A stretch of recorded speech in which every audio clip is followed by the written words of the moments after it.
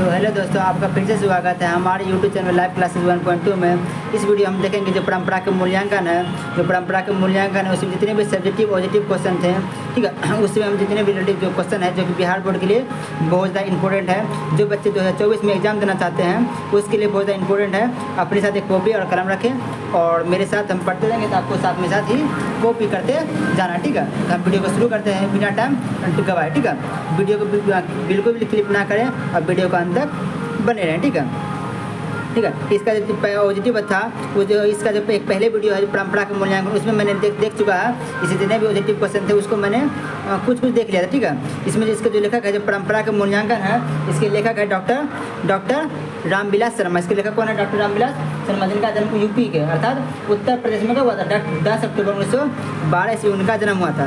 इसका देखिए पहला क्वेश्चन क्या है। पहला क्वेश्चन है परंपरा का ज्ञान किन के लिए सबसे ज़्यादा आवश्यक है और क्यों? जो परंपरा ज्ञान है वो किसके लिए सबसे ज़्यादा आवश्यक है और क्यों? देखिए इसका आंसर क्या जाएगा। जो लोग साहित्य में युग परिवर्तन करना चाहते हैं, जो लकीर के फकीर रही है, जो रूठ जाए तोड़कर क्रांतिकारी साहित्य रचना चाहते हैं, उनके लिए परंपरा का ज्ञान सबसे ज़्यादा आवश्यक है, क्योंकि ये लोग समाज में बुनियादी परिवर्तन करके वर्गहीन शोषण मुक्त समाज की रचना करना चाहते हैं। यह अपने सिद्धांतों की ऐतिहासिक भौतिकवाद के लिए इतिहास का है, वही आलोचना के लिए साहित्य की परिवर्तन करना चाहते हैं, ठीक है। उसके लिए आवश्यक है, ठीक है, आलोचना करना चाहते हैं, ठीक है। ये होगी आपका आगे इसको लेना चाहते हैं, इसको लेना, ठीक है। अगला इसका क्वेश्चन है, इसका देखिए अगला क्वेश्चन क्या, क्वेश्चन नंबर 2 हो गया आपका।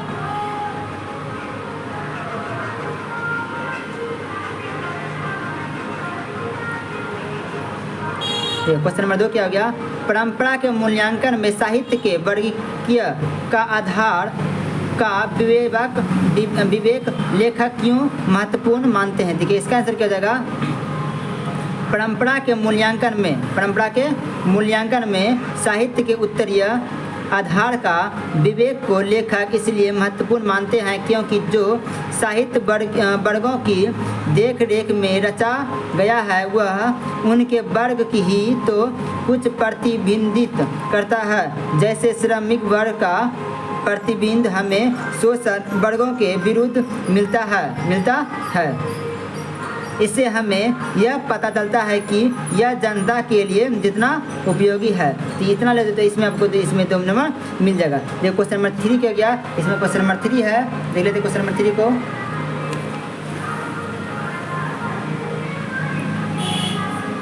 क्वेश्चन नंबर 3 क्या कर रहा है? क्वेश्चन नंबर 3 कर रहा है कि साहित्य में विकास प्रक्रिया उसी तरह संपन्न नहीं होती जैसे समाज में लेखक का आश्रय स्पष्ट कीजिए। ठीक है, इसका आंसर क्या जाएगा। ये थोड़ा लॉन्ग में है। साहित्य में विकास प्रक्रिया उसी तरह संपन्न नहीं होती जैसे समाज में से लेखक का आशय है कि समाज के विकास क्रम में सामान्य सभ्यता की अपेक्षा पूंजीवाद सभ्यता को अधिक प्रगतिशील कहा जा सकता है, परंतु यह साहित्य को अधिक विकास प्रक्रिया में यह आवश्यक नहीं है कि सामान्य सभ्यता की अपेक्षा पूंजीवाद सभ्यता, ठीक है, का साहित्य ज़्यादा अच्छा हो क्योंकि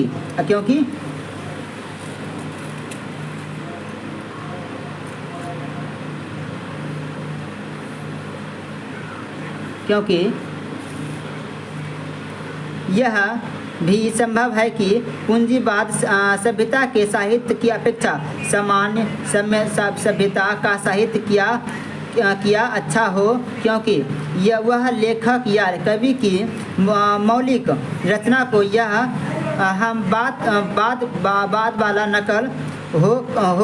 नकल करके लिखा गया साहित्य अधम कोटि का साहित्य हो।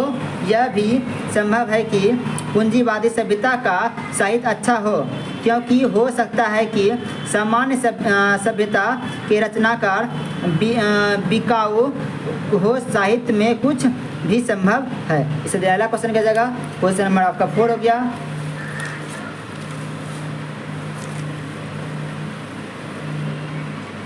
क्वेश्चन आपका 4 हो गया। क्वेश्चन नंबर 4 कर आपका साहित्य का कौन सा पक्ष अपेक्षाकृत अस्थायी होता है। इस संबंध में लेखक की राय स्पष्ट करें। इसका आंसर हो जाएगा लेखक की राय के साहित्य का भावनात्मक पक्ष अपेक्षाकृत अस्थायी होता है। आर्थिक जीवन के अलावा मनुष्य एक प्राणी के रूप में भी अपना जीवन बिताता है। साहित्य में उनकी बहुत सी आत्मिक भावनाओं प्रतिफलित होती है जो उसे प्राणी मात्रा से जोड़ती है। उस बात को बार बार कहने में कोई हानि नहीं है कि साहित्य विचारधारा मात्र नहीं, उनमें मनुष्य का इंद्रिय बुद्धि उनकी भावनाओं में व्यंजित होती है। क्वेश्चन नंबर देखिए 4 क्या हो गया आपका, क्वेश्चन नंबर 4। ठीक है, अब क्वेश्चन नंबर 4 क्या कर रहा है, क्वेश्चन नंबर 5 है लेखक मानव चेतना को आर्थिक संबंधों से प्रभावित मानते हुए भी उसकी अपेक्षा स्वाधीनता की दृष्टियों द्वारा प्राणित करता है। इसका आंसर क्या जाएगा, इसका आंसर हो जाएगा आपका, ठीक है, लेखक मानव चेतना को आर्थिक संबंधों से प्रभावित मानते हुए करके अपेक्षा स्वाधीनता स्वीकार करता है। आर्थिक संबंधों से प्रभावित होना एक बात है, उनके द्वारा चेतना का निर्धारित होना और बात है भौतिकवाद का अर्थ भाग्यवाद नहीं है। सब कुछ परिस्थितियों द्वारा अनिवार्य निर्धारित नहीं हो जाता। यदि मनुष्य परिस्थितियों का नियामक नहीं है तो परिस्थितियां भी मनुष्य का नियामक नहीं है। दोनों का संबंध जीव दंत फर्क वर्ब है। यदि कारण है कि साहित्य, यदि कारण है तो साहित्य। इसका देखिए आगे अभी बचा हुआ है, ठीक है, इसका द्वार बचा हुआ है, इसका आगे क्या कर रहा है, ठीक है, सापेक्ष रूप में स्वाधीन होता है। यथा गुलामी अमेरिकी में थी और गुलामी एथेंस में भी थी, किंतु एथेंस की सभ्यता ने सारे युवक को प्रभावित किया और गुलामों के अमेरिकी मौलिकों ने मानव संस्कृति को कुछ भी नहीं किया। इसका अगला क्वेश्चन क्या, क्वेश्चन नंबर 6 क्या कर रहा है, ये क्वेश्चन नंबर 6 कर रहा है साहित्य के निर्माण में प्रतिभा की भूमिका स्वीकार करते हुए लेखक किन खतरों से आग्रह करते हैं, इन खतरों से आग्रह करते हैं। इसका हो जाएगा साहित्य के निर्माण में प्रतिभा की भूमिका स्वीकार करते हुए लेखक इन खतरों से आग्रह करते हैं कि यह आवश्यक नहीं है कि प्रतिभाशाली मनुष्य जो करते हैं वह सब अच्छा भी होता है या उसके श्रेष्ठ कृतव्य में कोई दोष नहीं होता। कला का पूर्णतः निर्दोष होना भी एक दोष है। ऐसी कला निर्जीव होती है, इसलिए प्रतिभाशाली मनुष्यों की आदित्य उपलब्धियों के बाद कुछ किया और उल्लेखनीय करने की गुंजाइश बनी रहती है। इसलिए अगला क्वेश्चन क्या जाएगा, क्वेश्चन नंबर आपका 7 हो जाएगा। क्वेश्चन नंबर 7 देखिए क्या करा आपका, ये क्वेश्चन नंबर 7 आपको क्या रहा है, राजनीतिक मूल्यों से साहित्य के मूल्य अधिक अस्थायी कैसे होती है। इसका आंसर हो जाएगा राजनीतिक मूल्यों से साहित्य के मूल्य अधिक अस्थायी होते हैं। जैसे हम ब्रिटिश साम्राज्य को ले तो वह जो समाप्त हो गया, परंतु शेक्सपियर, मिल्टन, सहेली इत्यादि विश्व की संस्कृति के विकास में जगमगाते ही रहती है। जहाँ तक कि इनके प्रकाश में बढ़ोतरी हुई है ना कि कमी, अर्थात राजनीतिक में बदलाव संभव है, लेकिन साहित्यकार जो कुछ हमें दे गए उनमें बदलाव संभव नहीं है, वह अस्थायी है। इसका अगला क्वेश्चन नंबर अगला क्या हो गया, क्वेश्चन नंबर 8 आपका क्या रहा है, जातीय असमानताएं कल।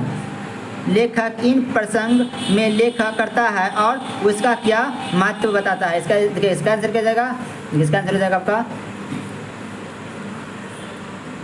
साहित्य के विकास में प्रतिभाशाली मनुष्य के महत्व के प्रसंग में लेखक ने जातीय असमानताओं का उल्लेख किया है। वे कहते हैं कि साहित्य के विकास जन समुदायों और जातियों की विशेष भूमिका होती है। जन समुदाय जब एक व्यवस्था से दूसरी व्यवस्था में प्रवेश करते हैं तब उसकी असमानता नष्ट होती है, बल्कि अपने गुणों को खिलाती है। देखो क्वेश्चन नंबर आपका 9 क्या हो गया। इसमें से कुल 13 क्वेश्चन है। 13 क्वेश्चन हम लोग देख लेंगे कि वीडियो में। ये अगला क्वेश्चन क्या, क्वेश्चन नंबर 9 का आपका। देखो क्वेश्चन नंबर 9 क्या कर रहा है, जातीय और राष्ट्रीय असमानताओं के स्वरूप का अंतर करते हुए लेखक दोनों में क्या समानता बताते हैं। इसका तो आंसर क्या जाएगा, इसका आंसर हो जाएगा आपका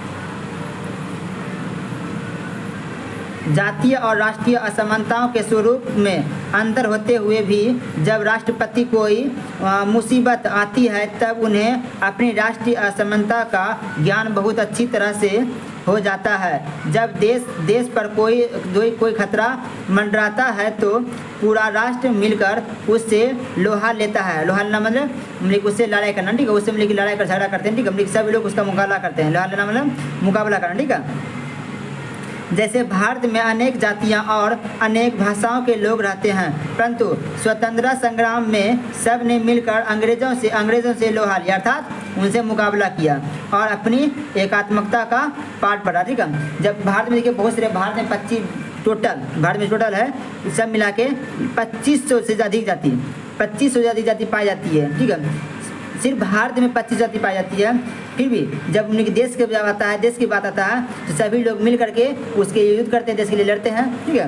तो उसे क्या बोला कि हमने की लोहार ये स्वतंत्रता संग्राम में उन सब मिलकर भारत को आज़ादी दिलवाएं। जो क्वेश्चन नंबर 10 क्या गया, क्वेश्चन नंबर 10 का कर रहा है, बहुजातीय राष्ट्र की हैसियत से कोई भी देश भारत का मुकाबला नहीं कर सकता। ये क्वेश्चन बहुत ज़्यादा इंपॉर्टेंट है, VVI है, इसको पहले ले लीजिएगा, बहुत ज़्यादा इंपॉर्टेंट। इसका देखिए आंसर कर जाएगा, बहुजातीय राष्ट्र की हैसियत से कोई भी देश भारत का मुकाबला इसलिए नहीं कर सकता क्योंकि किसी भी राष्ट्र के विकास में कवियों की ऐसी निर्णायक भूमिका नहीं रही जैसे इन देशों में व्यवस्थित रहा है, ठीक है। इतना लोग आपका ये आपका सटी हो जाएगा।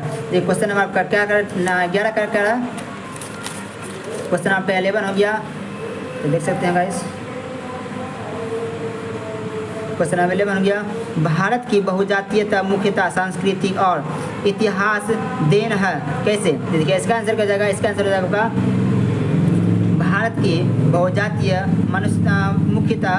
मुख्यतः संस्कृति और इतिहास की देन है। इस संस्कृति के निर्माण में इस देश के कवियों का सर्वोच्च स्थान है। इस स्थान की संस्कृति से रामायण और महाभारत को अलग कर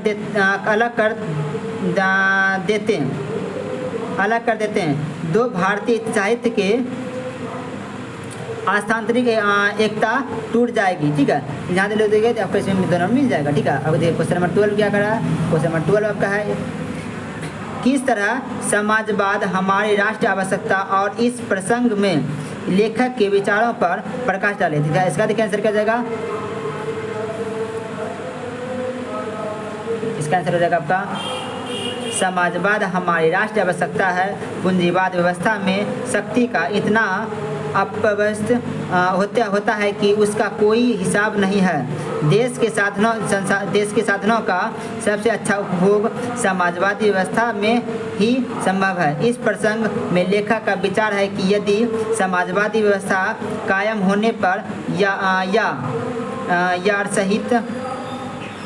सही रूप नवीन राष्ट्र के नवीन राष्ट्र मतलब नया राष्ट्र, ठीक है, नए राष्ट्र के रूप में पुनर्गठित हो सकता है। तो भारत में समाजवादी व्यवस्था कायम होने पर यहाँ की राष्ट्रीय असमानता कितना पोस्ट होती, इनकी कल्पना की जा सकती है। अनेक राष्ट्र जो भारत से पिछड़े हुए थे, सामाजिक व्यवस्था के कारण उसके विकास में तेजी आए। भारत की राष्ट्रीय क्षमता का पूर्ण विकास समाजवादी व्यवस्था करते हैं। लेखक कहना चाहते हैं कि भारत को जो है, अगर भारत में सारा चीज़ प्राइवेट अगर हो जाएगा तो भारत भी आगे बढ़ेगा। इसका लास्ट क्वेश्चन है, इस चैप्टर का लास्ट क्वेश्चन है जो उसको देख लेते हैं, ठीक है। उसे वीडियो को समाप्त करेंगे, ठीक है। इसका लास्ट क्वेश्चन है,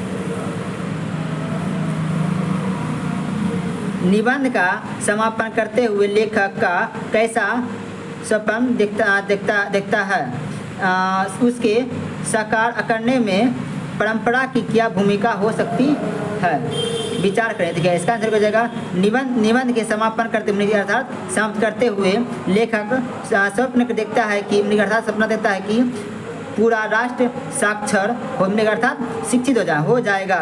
पूरा राष्ट्र संस्कृत की मूल रचना को बिना अनुवाद के पढ़ेगा।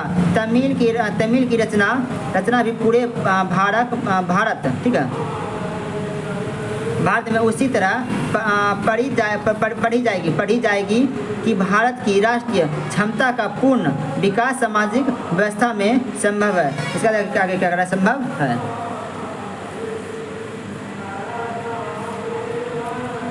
संभव है। और साहित्य की परंपरा का ज्ञान भी सामाजिक व्यवस्था में ही संभव है। इसे साकार करने में परंपरा की ही भूमिका होगी। समाजवादी संस्कृति पुरानी संस्कृति से नाता नहीं तोड़ी, अपितु उसे आत्मसात करके आगे बढ़ती है। जब पूरे देश में सभी भाषाओं का अध्ययन होगा तब सभी भाषाओं से हमारा परिचय गहरा होगा।